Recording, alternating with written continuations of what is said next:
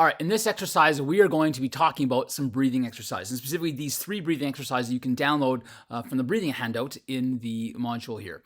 So with breathing exercises, if you were to actually Google breathing exercises for athletes or Google breathing exercises for relaxation, you're going to get like over 7 million pages that are going to come up. So there is a lot. These are by no means the be-all, end-all for breathing exercises. They're just sort of the 3 that I find are the most helpful for athletes, but there's a ton of different ones. So feel free to experiment with breathing.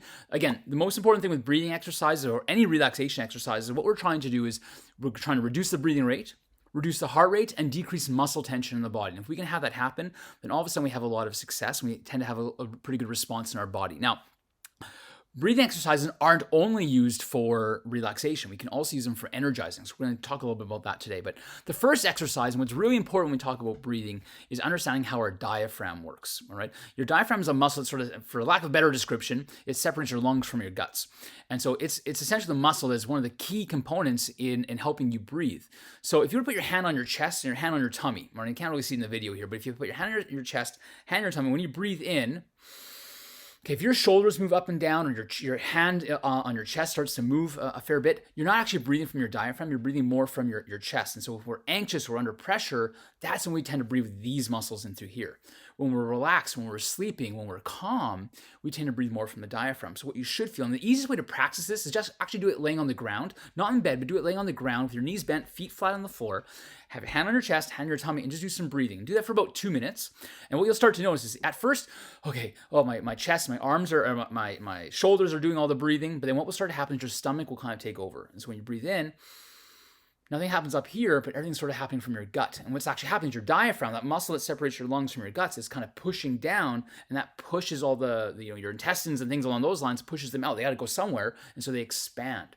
Now, you don't want to think of pushing down into your tummy. That's not going to work very good. Just do it relaxed, lay on your back, just kind of just breathe. Don't try and force anything, and try and just keep your shoulders and your chest relaxed. And when you do that, your tummy's going to start breathing. And when we do that, it sends a signal to our brain to actually calm down and relax a little bit. So anytime you're feeling a little bit anxious, try laying in the gym, locker room, wherever it might be, stop for a few moments. And in the beginning, you're going to have to lay down. But once you get good at it, you can do it sitting, standing, walking around, doesn't really matter. But in the beginning, you're going to need to do it laying down.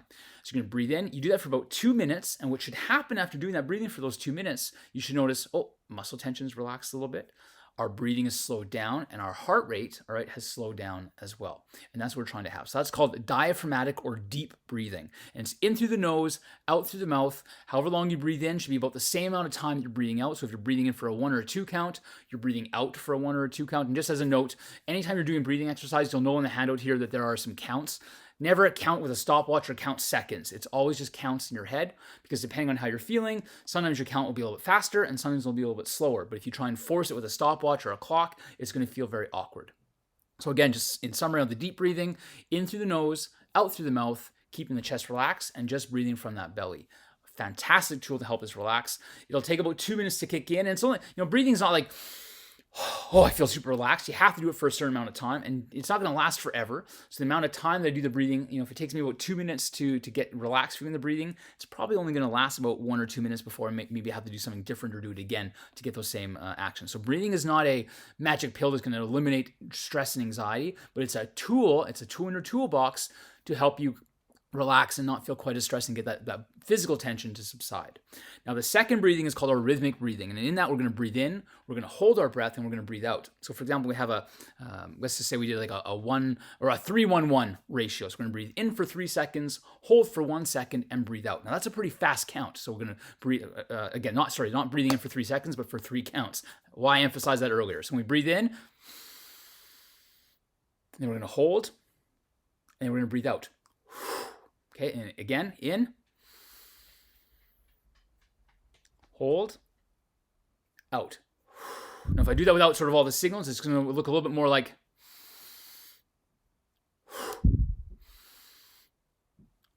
now you'll notice that one, my shoulders actually start to come up and I'm breathing more with my chest, almost exactly the opposite of what we were just trying to do with the deep breathing. Well, that's because this is an energizing breathing count.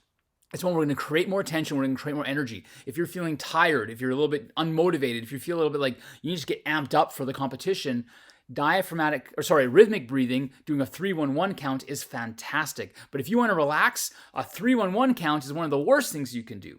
So in that case, if you want to relax, we want to do more something like a 2-3-2 or a 2-4-2 even, where we're breathing in, holding for a longer period, and then breathing out. And the longer we breathe out, with it still being comfortable, if you try and breathe out for 8 to 10 seconds, it's going to be very awkward and uncomfortable. But if we breathe in breathe out for 2 or 3 counts, it'll feel nice and soothing, calming, and relaxing. So again, on a 2-3-2 count, on the rhythmic breathing, we're having a rhythm that we're following. We're going to breathe in for 2 counts, hold for 2 or 3 counts, and then breathe out for 2 or 3 counts as well. So let's do in this practice, we're just going to do a 2-3-3. All right, so in 2, hold 3, out 3. Here we go. In and out. So I breathe in.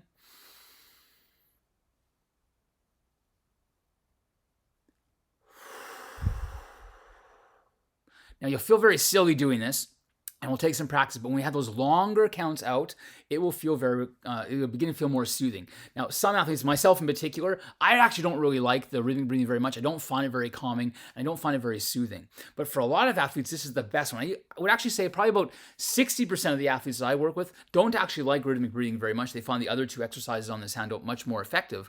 But that 30 or 40% that find the rhythmic breathing really great, it works wonders for them. So if you're an athlete, when you go and practice the rhythmic breathing and you don't find it very effective, don't worry, it's not a problem. Just move on to one of the other breathing exercises. Again, not every tool in your toolbox, not every tool in these modules is going to be super effective for you. You're looking to find the ones that are most effective for you. And when you find those ones, utilize those to the best of your abilities. Now, in ratio breathing, it's very similar to our deep breathing. We're just going to breathe in and we're going to breathe out. No, don't have to worry about holding our breath or anything along those lines.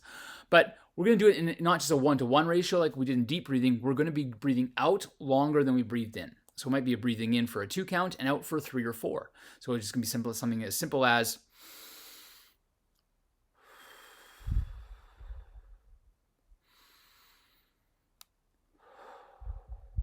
and what you'll actually start to find is that you just feel that all that muscle tension just dropping away, relaxing, your heart rate slowing down. Again, that muscle tension going away and our breathing rate also slowing down. So this is a very fast acting. This is sort of like a 1 to 30 second type of breathing with this ratio breathing. It's not a very long one. It's just something that you're going to do for a little bit and then breathe out to try and calm yourself down. And then you get going on to your activity. So for hockey players, it might be right before a face-off, or for soccer players, right before a goal kick, throw in, something along those lines, where it might be feeling a little bit more pressure, start of the game. For other athletes, anytime there's a stoppage and you need to kind of just calm yourself down, this is a really easy, fantastic one to do. You can also do it during warm-up to help kind of just calm down before a competition starts, but it's really most effective if you can utilize it during an actual event. So give the breathing exercises a try. Feel free to try other exercises besides the 3 that are on there. But I guarantee you, if you keep using breathing exercises and practice them on a regular basis, you'll have some amazing success.